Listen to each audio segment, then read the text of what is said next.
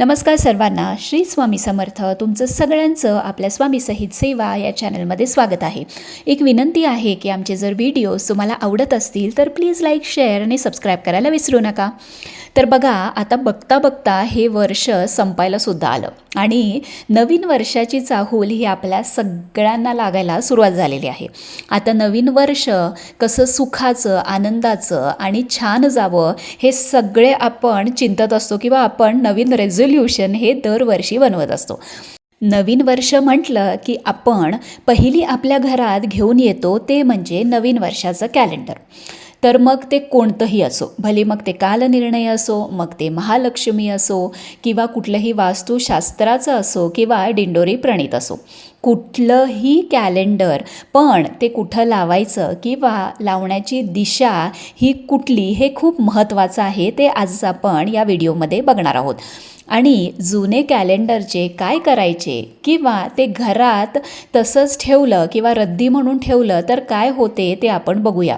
आणि ह्याच्यामुळे किती नुकसान होते ते सुद्धा आपण आज या व्हिडिओमध्ये बघणार आहोत.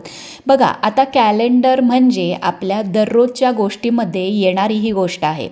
कॅलेंडर म्हणजे जो दिवस, तिथी, काळ, वेळ, शुभ मुहूर्त, अशुभ मुहूर्त, राहू काळ किंवा संधी काळ हे जो दाखवतो किंवा वेळ आणि काळ जो दाखवतो तो म्हणजे कॅलेंडर. जसं घड्याळ दाखवतं तसंच कॅलेंडरसुद्धा हे सगळ्या गोष्टी आपल्याला दररोजच्या दररोज दाखवत असतं. तर बघा, वास्तुशास्त्रामध्ये प्रत्येक गोष्टीला योग्य दिशा ही सांगितली गेलेली आहे. तसंच त्या गोष्टी योग्य दिशेला जर तुम्ही ठेवल्या गेल्या किंवा लावल्या गेल्या तर घरात सकारात्मक ऊर्जा येते. आपल्या कामांमध्ये सुद्धा आपली प्रगती होते, हे तेवढंच खरं आहे. आता पहिली म्हणजे जुने कॅलेंडर. बघा, आता बऱ्याच घरात मी बघितलं आहे की जुने कॅलेंडरना रद्दी म्हणून वापरतात किंवा घरी ते तसेच पडून असतात किंवा जुने कॅलेंडर तसंच त्या भिंती किंवा खिळ्यावर असतं, त्याच्यावर आपण नवीन कॅलेंडर दरवर्षी लावत जातो. तर असं जर असेल तर प्लीज ते पहिली जुनं कॅलेंडर घरातनं आपल्याला काढून टाकायचं आहे. बघा, काय असतं ना, कॅलेंडरवर इथं तुम्ही बघत असाल की आता गणपती बाप्पांचा फोटो आहे किंवा शिवपिंडीचा फोटो आहे किंवा काय असतं, दर महिन्याला ज्या ज्या गोष्टी असतात त्याच्या देवतांचे फोटो या कॅलेंडरमध्ये असतात. मग लोक काय करतात की हे प्रत्येक छोट्या छोट्या त्या गोष्टी कापत बसत नाहीत. अगदी मोठं काही जर मूर्तींचा फोटो वगैरे असेल किंवा देवांचा फोटो असेल तर ते कापतात. नाहीतर काय होतं माहिती आहे का, आपण कुठल्याही गोष्टीला ते घेतो, ते त्याच्यामध्ये काही रद्दी गुंडाळतो किंवा काही गोष्टी गुंडाळतो किंवा ते कचरा त्याच्यामध्ये टाकतो, त्याच्यावर नखं कापतो किंवा ते डस्टबिनमध्ये टाकतो. तर असं करू नका. ह्याच्यामुळे खूप पाप लागतं आणि असं केल्यामुळे आयुष्यातील शुभ गोष्टी घडण्यासाठी ऊर्जा तुम्हाला मिळत नाही किंवा शुभ गोष्टी घडू शकत नाहीत किंवा कमी होतात किंवा गोष्टी घडत नाहीत किंवा नवीन ऊर्जा आपल्याला मिळत नाही. त्यामुळे जुने जर कॅलेंडर तुमच्या घरात असेल तर ते प्लीज घरातनं आयदर तुम्ही विसर्जित करू शकता किंवा त्या घरातनं बाहेर काढू शकता. आता जर देवी देवतांचे फोटो असेल तर ते तुम्ही कापा आणि ते निर्माल्यात टाकून द्या. आता बऱ्याच घरात मी बघितलं आहे की जिथं जागा रिकामी दिसेल किंवा आपल्या सोयीप्रमाणे कॅलेंडर लावले जाते. पण तुम्ही कधी विचार केला आहेत का की कॅलेंडर आपण कोणत्या दिशेला लावावे? आता बघा, वास्तुशास्त्रामध्ये काही नियम दिले गेलेले आहेत. त्याप्रमाणे तुम्ही जर कॅलेंडर लावले तर ते अत्यंत शुभ असते. आणि योग्य दिशा ही कोणती ते आज आपण बघणार आहोत. आता तुम्ही आता पहिली म्हणजे कुठल्या दिशेला आपण कॅलेंडर लावायचं नाही आहे ते आपण बघूया.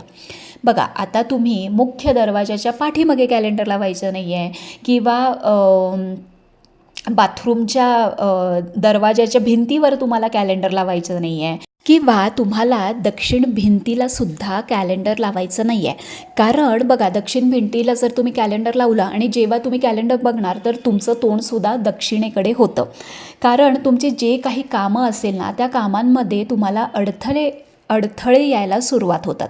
आणि मुख्य म्हणजे घरातील जे मेंबर्स आहेत त्यांच्या आयुष्यावर, आरोग्यावर परिणाम होतो आणि अशुभ गोष्टी घडतात. कारण दक्षिण दिशा ही यमाची दिशा कायम मानली गेलेली आहे. आता कुठल्या भिंतीला आपण कॅलेंडर लावू शकतो तर बघा, वास्तुशास्त्राप्रमाणे घरच्या उत्तर पश्चिम किंवा पूर्व दिशेच्या भिंतीला तुम्ही कॅलेंडर लावणे हे अत्यंत शुभ मानले जाते. वास्तुशास्त्रानुसार पूर्व दिशेला कॅलेंडर ठेवल्याने प्रगती होते. पूर्व दिशा ही स्वामी सूर्याची दिशा आहे, त्यामुळे या दिशेला कॅलेंडर लावल्याने हे अत्यंत शुभ मानले जाते. यामुळे घरची आर्थिक परिस्थिती सुधारण्याची शक्यतासुद्धा असते असं मानलं गेलेलं आहे. बघा, आता तुम्ही पूर्वेला लावू शकता, पश्चिमेला लावू शकता. पश्चिमेला लावलं तर तुम्ही जे काही कामं करता त्याच्यामध्ये प्रगती होते किंवा त्या घरची प्रगती होते. त्यामुळे तुम्ही घरातील जे उत्तर पश्चिम किंवा पूर्व दिशा आहे तिथं तुम्ही हे कॅलेंडर लावू शकता. आता ह्या मॉडर्न युगामध्ये बघा, बरेच कॅलेंडर येतात. आता एक्झाम्पल, काही नेगेटिव्ह थॉट्स किंवा एकदम हार्श कॅरेक्टर्स असतात किंवा खूप असं भडक्क काहीतरी डिझाईन असतं किंवा अंगावर येणारे प्रिंट्स असतात. तर तसं तुम्ही कॅलेंडर अजिबात घेऊ नका. तुम्ही असं कॅलेंडर घ्या की तुम्हाला त्या कॅलेंडरकडे बघितलं की छान पॉझिटिव्हिटी आली पाहिजे किंवा मन शांत झालं पाहिजे किंवा छान आनंद वाटणारे काही पिक्चर्स असेल त्याच्यावर, तसं तुम्ही कॅलेंडर घेऊ शकता. किंवा तुम्ही जे पॉझिटिव्ह कोट्स असतील तसं तुम्ही, किंवा चित्र असतील तसं तुम्ही कॅलेंडर घेऊ शकता. आता कलरमध्ये सुद्धा अगदी जे ब्लॅक कलर आहे किंवा ब्लॅकमध्ये जे शेड्स आहेत किंवा पूर्ण ब्लॅक कलर आहे तसं कॅलेंडर घेऊ नका. तुम्ही छान वेगवेगळ्या रंगाचे, दर महिन्याला वेगवेगळे रंग असणारे या शेड्समधील सुद्धा कॅलेंडर तुम्ही घेऊ शकता. कारण बघा, आता मॉडर्न युग आहे. आपण जे घरी कालनिर्णय वगैरे लावतो ते आईच्या जमान्यामध्ये किंवा आपण ते फॉलो करतो. पण आता रिसेंट तुम्ही बघायला गेला तर बरीच लोकं आपल्याला कॅलेंडर, नवीन वर्षाची डायरी, कॅलेंडर हे गिफ्ट करत असतात. त्यामुळे ते आपण लावायचं का नाही किंवा ते कसं आहे त्यावरून तुम्ही ठरवा ते घरी लावलं गेलं पाहिजे का नाही. तर वास्तुशास्त्राप्रमाणे तुम्हाला योग्य दिशा जी सांगितलेली आहे त्याच दिशेला कॅलेंडर नवीन वर्षाचं हे नक्की लावा. फाटलेलं तुटलेलं जे कॅलेंडर पूर्वीचं असेल ते काढून टाका. रद्दीमध्ये समजा 4-4 वर्षाची कॅलेंडर ठेवली असेल तर ती पहिली घरातनं बाहेर काढा.